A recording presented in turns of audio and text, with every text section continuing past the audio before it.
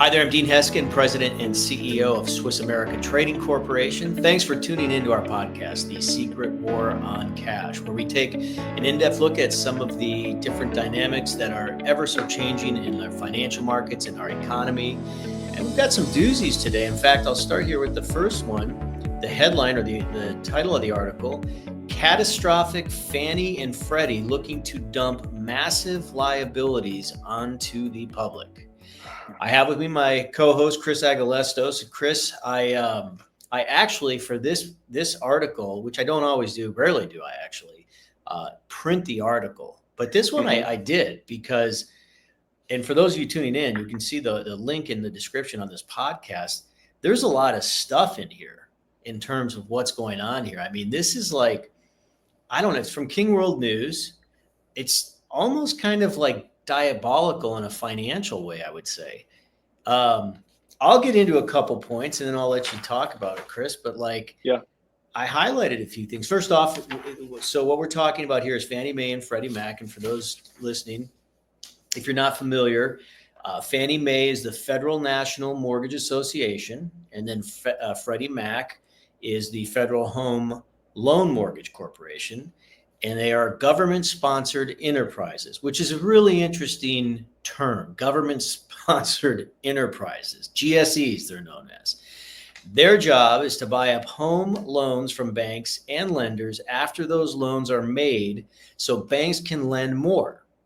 Now, that's also interesting. So banks which have had no shortage of problems over the last several years, going back into the 2008 to 9, 10, whatever. Yep. But so they can lend more. Once they buy the loans, they bundle them into mortgage-backed securities, MBS, a lot of abbreviations here, and then they sell them to investors. Fannie and Freddie are the hidden engine of America's housing bubble economy. That's a pretty strong statement. Yeah. And I think part of the concern there is I don't think it comes as I read that as a surprise or shock to anyone that we may be sitting on another housing bubble. But if you go down the article a little further, Chris, it then says, in terms of like, why is this happening? Why are we finding this change now with what's going on with Fannie Mae and Freddie Mac? And it says the government wants out of being the backstop, which I get that, but I don't necessarily see that this is them getting out of being the backstop. So I'll take a breath real quick here and tell me your thoughts on this. Well, right now the government is responsible for Fannie Mae and Freddie Mac. So the hypothesis here that they're talking about in this article is stating that there's a lot of bad debt, a lot of bad loans that Fannie Mae and Freddie Mac have bought up from banks, and in fact, they made a lot of headlines doing it after the 08, 09, 2010, the housing crisis we had.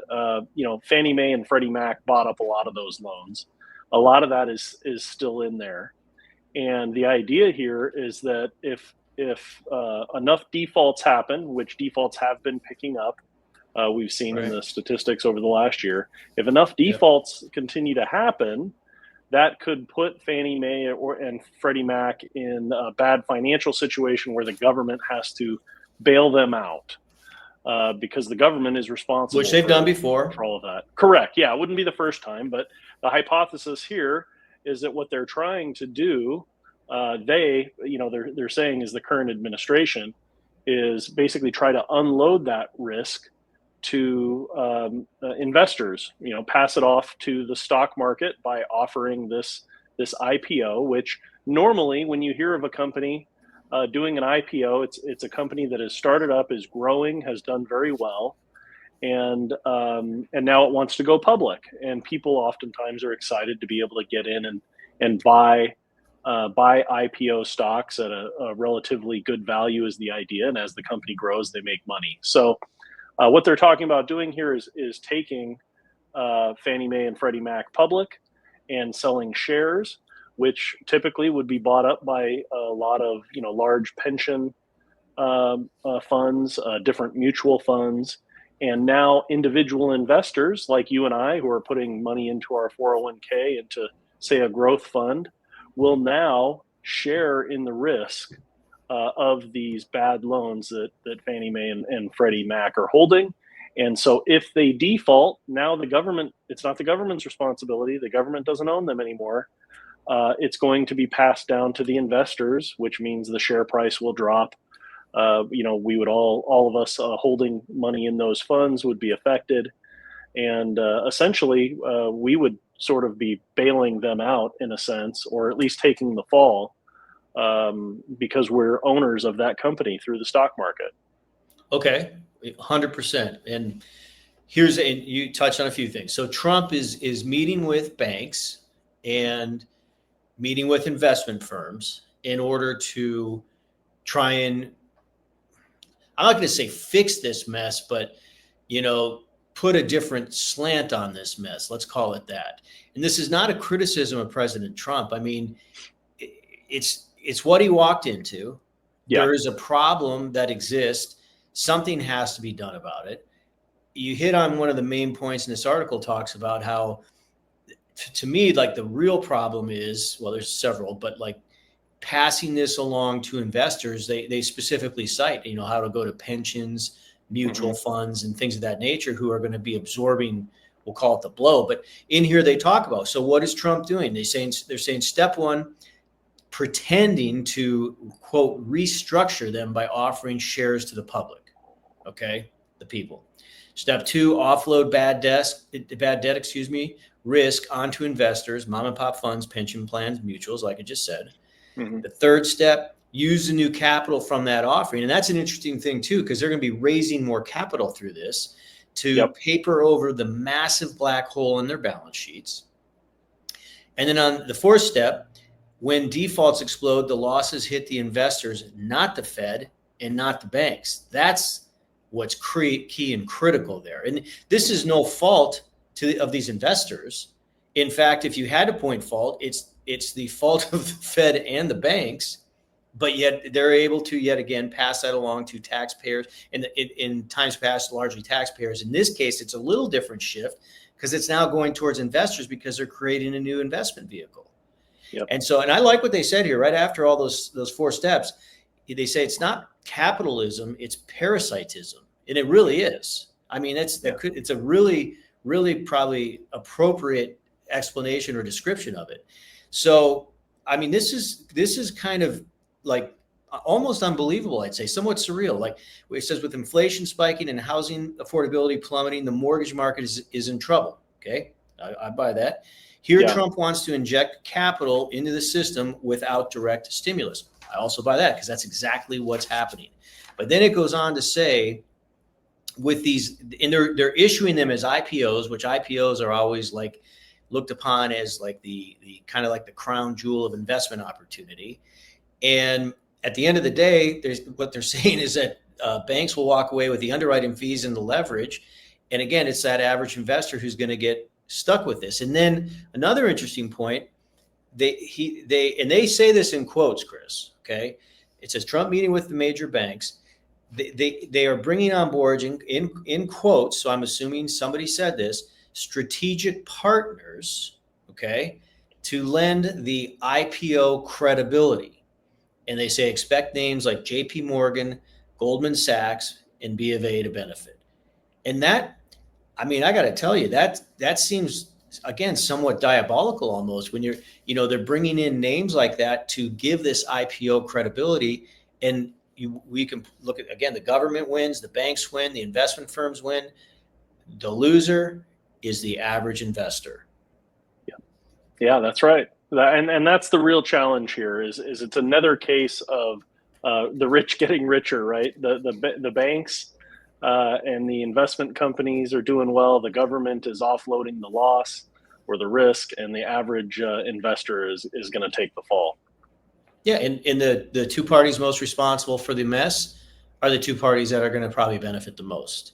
Right. And as they finish the article saying here, turn bad debt into stocks. Sell that stock to the public, transfer the risk. That's exactly what they're doing. Yeah. So this is going to be an interesting thing to see how it takes shape or what have you.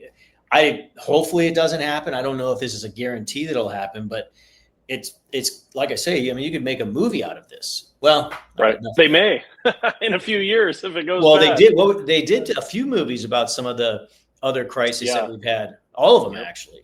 .com Yeah. ones, the real estate ones, I mean, tons of it. You're right. It probably will be a movie. Yeah. All right, let's go to the second one. Here we go. Second article. We got Robert Kiyosaki throwing some stuff down here. And Robert Kiyosaki, for those of you tuning in, if you're not familiar, he's the author of Rich Dad, Poor Dad, his masterpiece, if you will, put him on the map. Rich Dad Poor Dad author says financial planners are lying about U.S. bonds. Here's why. And it's a short little article, short read. Mm-hmm. But what is interesting, he brings up just a very powerful point, how, financial plan, I guess I kind of knew this, but didn't really think about it until I read it, didn't really chew on it, I should say, until I read it, that, the financial planners are still out there, in money managers, what have you, that selling clients bonds. And he talks about how there's nobody really there, meaning foreign countries and things of that nature, who are there buying our treasuries, buying our bonds. But yet the financial industry would still be putting these bonds into investors' portfolios. Now, I'm not saying Kiyosaki is pretty specific in terms of his thoughts on this. He says they're not being honest. And, the bottom line is that there's a lot of truth to the fact that why would you be putting something in something? And again, they're saying they're safe, but yet we are having these bonds, our treasuries, come crashing back to our shore as this de-dollarization has been taking place, et cetera. And so I think I kind of tend to agree with him. I know bonds are a very important part of some people's portfolios, but I don't know if I were sitting down with my financial advisor or what have you, and they were talking to me about bonds, I don't think I'd feel really all that good about getting into them right now. Yeah, but then again, you and I, we follow this stuff more, right? So it's a little bit more obvious maybe to us than the average investor. Bonds have been safe. U.S. bonds in our country have been safe for a long time, and so they're safe until they're not. Is more, I think, what Robert is pointing out here, is that we're headed down a path where we hear about it all the time, about devaluation of the dollar. And de-dollarization, overseas. We talk a lot about BRICS and other nations wanting to diversify themselves away from the dollar because it's fallen so much in value. The stability that it once had is no longer, as far as that really high level of security. We've come down a few notches. Well, keep in mind too, not to interrupt you, Chris, but Moody's downgraded U.S. bonds recently. So I mean, he's got a valid point. Absolutely, and so they're no longer as safe as they used to be. And he points out that in a meltdown or a big market crash, nothing is safe, right? It's a crash is inherently unpredictable, and I mean, we know it's going to be bad, but we don't know exactly all the different areas that are going to be affected by it, how far they're going to drop. He also points out commercial real estate is already crashing. We've heard rumblings of this, obviously, since COVID, since so many companies and employees fled commercial space. Amazon growing so much over the last 5 to 10 years, shopping malls shutting down. They're trying to repurpose a lot of commercial real estate, but obviously that's a slow process. So at the end of the day, he's just pointing out here, look, nobody's rushing to buy bonds. You've got foreigners out there running out to buy gold now, central banks getting rid of dollars and buying gold. And there isn't a big line out the door for people to swoop in and scoop up these U.S. savings bonds. So he's just trying to alert people, look, it's not as safe as it used to be. Watch yourself. He uses some choice words in here and is a little bit more direct about it. But the bottom line is he's buying Bitcoin and gold and silver. He's been very vocal about his precious metal purchases over the last couple of years. And he believes there is going to be another big crash like we saw in 1929. And, he's telling people to prepare and get out and diversify yourself now while you still have a chance. Well, yeah, and it's no secret, you know, he says right in here, actually, he plans on getting richer during the coming crash. And he goes as far as say the next depression. I mean, he's looking for it to come. And he's look, he does use choice words. It doesn't spell it out in this article, but it has the little asterisk there. He says stock and bond holders will get effed. I mean, he's very, very pointed in his terms or his language there. And so, you know, and one of the things is he thinks it's coming soon. Like he doesn't think this is like something that's coming sometime down the line. I mean, he thinks it's coming soon. So what I do like about that is like, you know, I like when somebody's making a prediction, you know, hopefully this one isn't right, but if he's putting a soon time frame on it, we'll see soon enough, I guess. And hopefully he's wrong. But all the things like we just talked about in the first article and with this, these are the perfect foundation for a very problematic situation and one that none of us hope to see. And so for those of you tuning in, if you haven't diversified into precious metals like Kiyosaki and several others have, we've been talking about it for quite some time now on these podcasts, you should do so right away. You can learn more about metals. You can learn more about the market by contacting Swiss America, our company. You can call us at 1-800-289-2646 or text us at 1-800-289-2646. We made it easy. You can use the same number. And you can also visit us online at www.swissamerica, all one word, SWISSamerica.com. Thanks for tuning in. And if you're not following us on social media or subscribe to this podcast, please do that as well, as we look forward to talking to you more in the future. Chris, thanks for all the good information. Look forward to talking to you again real soon. Thanks. Take care, Dean.